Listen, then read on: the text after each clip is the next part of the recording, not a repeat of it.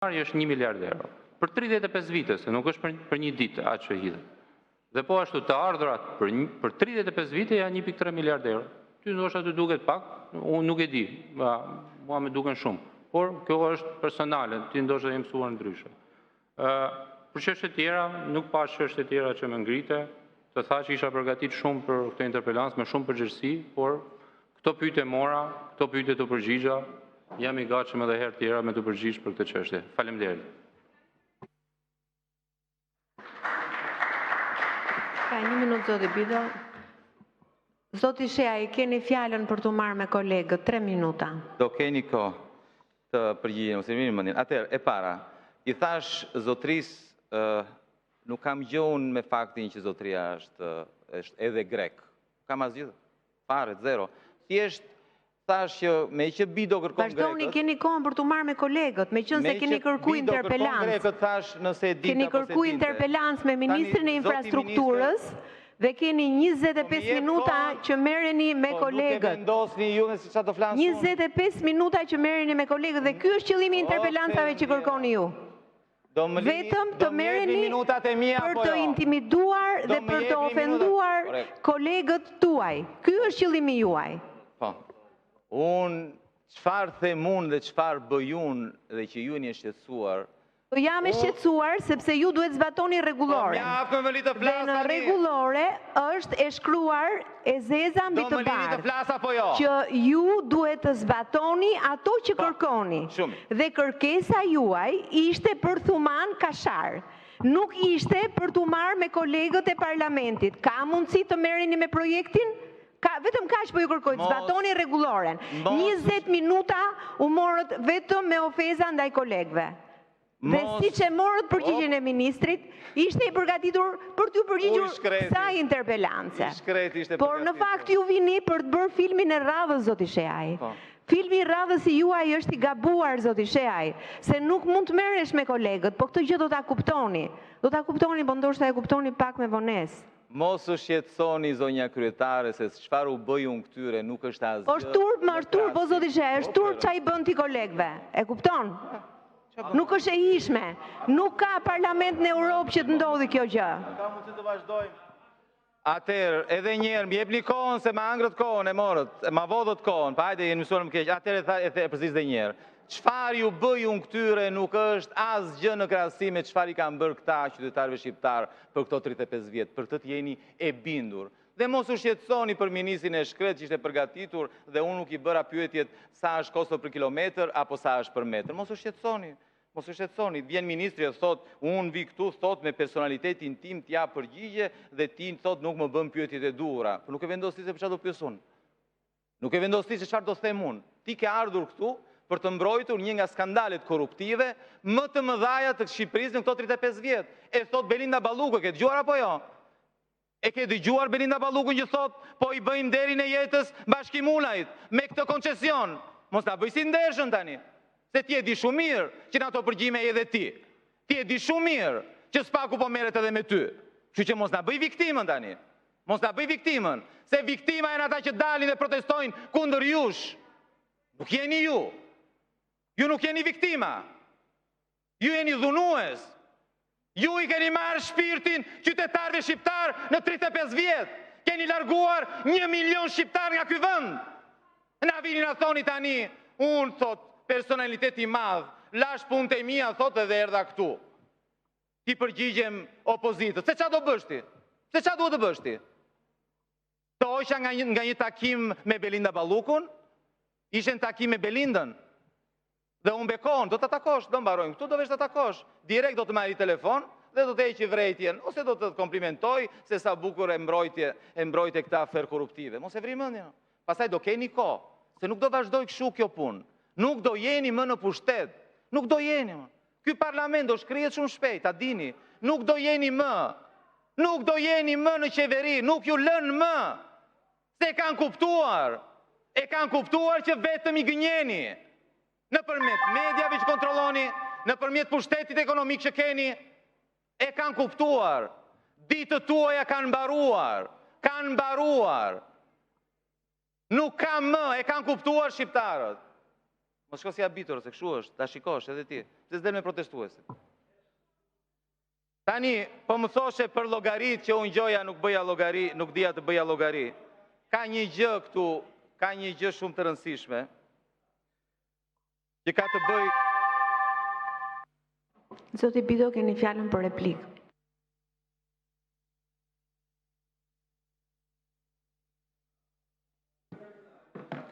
Erdhi çasti që të heqim pak maskat. Partia Oportunizmi, se nga mundësia oportune nuk shkon, oportunizmi, nuk deklaroi në 30 maj, në momentin që doli video e asgjë. Vetëm pas reagimit të Ministrisë së Brendshme, ku unë jam një ndër deputetët e Partisë Socialiste që bën thirrje Ministrisë së Brendshme, u kujtuat të bënë një deklaratë. Po them, e kapët në atin politike. E qartë. Po kam këtu një pyetje. Ulajsh.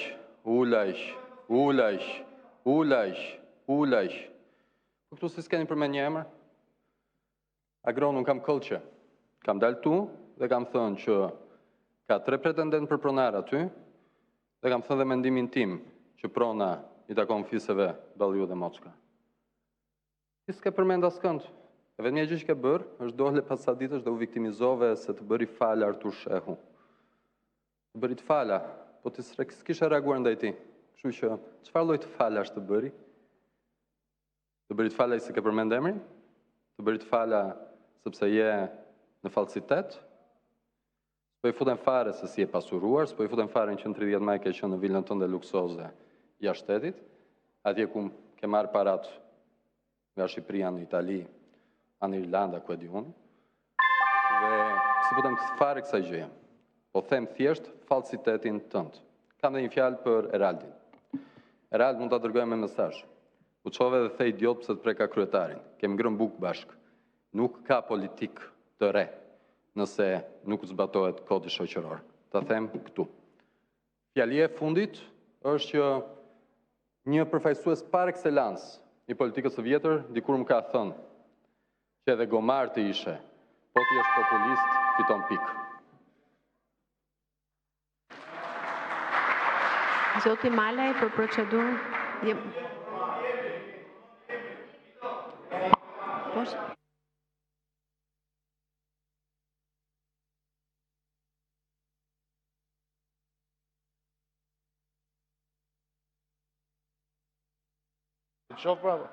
Atëre, e nderuar zënë kryetare, e para njerë, o duhet ta kthejmë këtë kuvend në rregullin që i takon, ose mos trim këtu fare.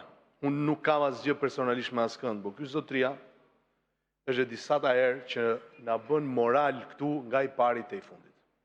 Na drejtohet me ju dhe përgjithson këdo dhe cilin do ashtu siç intereson atij. Arriti deri në pikën sa dikujt këtu duke shkelur dhe kodin e etikës, i tha, a e di kolegu që ti e grek. Pastaj e drodhi sa deshi dhe tha, s'kam asgjë me grekët. Qarë ka ti jesh grek, shqiptar, hungarez, kongolez, zoti shej? E dyta, ka përmendur dhe përmend gjithmonë 300 emra kur bën ndërhyrje. Edhe në interpelancë që normalisht kur del jashtë interpelancë për mua nuk duhet lejuar se ka një rregullore. Përmend 300 emra këtu, e ka bërë dhe prokurorin, e ka bërë dhe gjykatësin, i ka çuar njerëzit në burg, i ka nxjerrë nga burgu. Unë e kuptoj që show është një gjë dhe parlamentarizmi është një gjë tjetër. Na është drejtuar, ju s'keni turp të pa ftyrë, të pa cip, nuk po i them fjalët e tjera, se unë personalisht as këtij zotris, as kujt tjetër këtu nuk ja them. Ama, po të them një gjë të vërtet, ta them unë një gjë të vërtet, meqense po më filmon. Më dëgjoj me vëmendje ta them një gjë të vërtet. Mos fol kur flas se nuk të ndërpres. Dëgjoj këtu tani. Mos fol nga vendi, zoti Shehaj.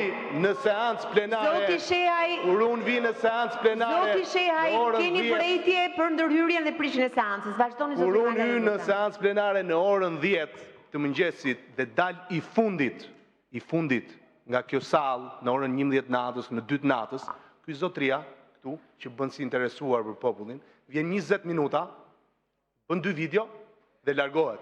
Unë dëgjoj të parin e të fundit këtu dhe shumë kolegë tjerë si unë, qoftë nga mazhoranca, qoftë nga opozita.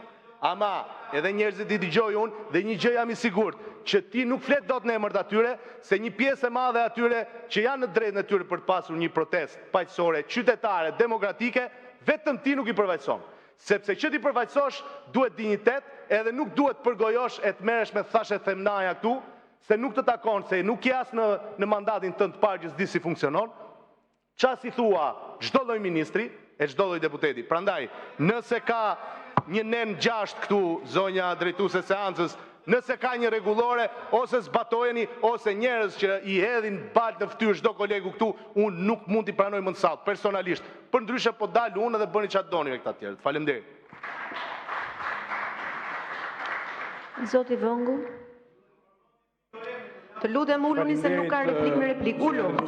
E ke realizuar sharjet për sot. Ulu, lutem. Zotin Shej, i cili më dha mundësinë të reagoj ndaj politikanëve pa bosht, siç është ai, dhe figura që ai përfaqëson sot me ato që thot në këtë seancë. Ti që nuk arrin të shpjegosh, sepse bën patriotizëm online pas ditëve dhe ditën e kalon për të çuar paratë tua jashtë vendit. Si mund të inspirosh ti rinin shqiptare, e cila është në rrugë këto 11 ditë pikërisht për arsye të sjelljes së feudalizmit teknologjik, financiar, moral të njerëzve si puna jote. Si mund ta inspirosh ti rinin shqiptare? E kuptoj që ke arritur edhe një intelektual konservator si kolegu i nderuar Kapri të arrijë të brohoras revolucion çdo ditë. E ke arritur këtë. Pa ama nuk mund të vish në bësh këtu moral dhe ti përgjigjesh ama akuzave jo vetëm të organeve tatimore në Shqipëri, po do të dalin zullumet edhe të organeve të tjera që po hetojnë veprimtaritë tua financiare. Patriotizëm online dhe nga ana tjetër të bësh të kundërtën me paratë tua, kjo nuk mund të ekzistojë. Pika e dytë. Ti që përdor interpelancat ndërkohë që je në përgjigje me privatët që akuzon. Nuk mund ta përdorësh kolegu në këtë mënyrë. Ne nuk jemi veglat tua. Ti je një instrument i përçarjes së popullit shqiptar. Dhe që të kuptohemi, nuk më impresionon fare, unë jam një politikan i ri më i ri se ty. Jam baba i 3 fëmijëve, kam 12 vjet që shërbej me ndershmëri vendit tim. Kështu që nuk ke asnjë mënyrë të më impresionosh për raportin që kam unë me rinin shqiptare apo me legitimitetin e protestave. Ti po vrapon sepse ke shpresën që në numrat e protestës të jesh nesër në anën e duhur të historisë. Kjo është burracakri, kjo është dritë shkurtësi.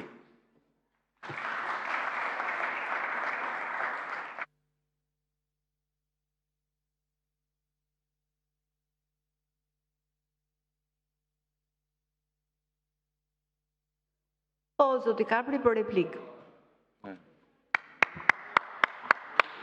Faleminderit. Faleminderit që ma dhatë replikën sepse më përmendën edhe bukën e gojës këtu. Faleminderit shumë. Edhe unë zonja nën kryetare, unë kam një vëlla, kam pas 2 në fakt, po 1 kam. Dhe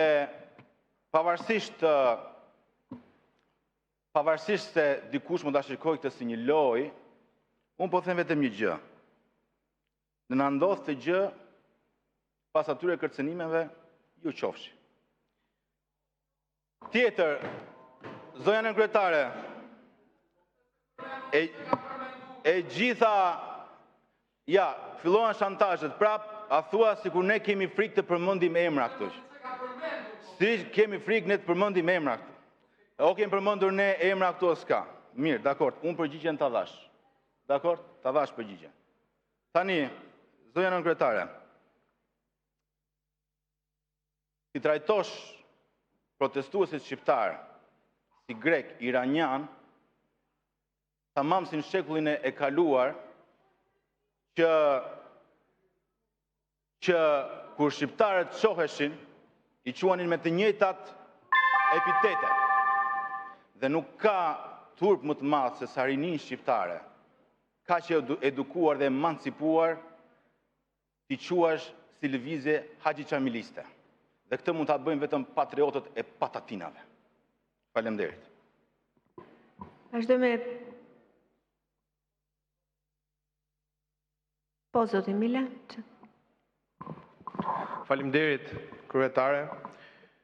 Në respekt dhe të atyre sa të rinjve që kanë dalë në protest, në doja t'i thosha biznesmenëve të call centrave që në bizneset e tyre gjëja më e shumtuar që ka dalë u ka nxjerrë dhe në media dhe me video që kanë trajtuar të rinjt shqiptar në ato call centra pa dinjitet, duke i shantazhuar, duke u lëritur, duke i keq trajtuar, duke mos i paguar sigurimet shoqërore, duke abuzuar dhe me punën e tyre, kjo nuk është patriotizëm.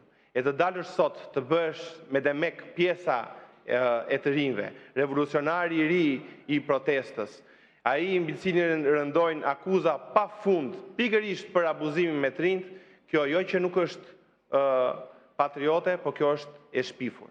Dhe sa për atë gjuhën që përdoret ndaj kolegëve, duke sharë me fjalët më të pista, pavarësisht se është e ndaluar në rregulloren tonë dhe ne jemi të detyruar ta dëgjojmë, ta di folsi se sa hera i flet, shqiptarëve ju shkakton vetëm ndjesinë që të shtypin nga lixhanti, asgjë tjetër.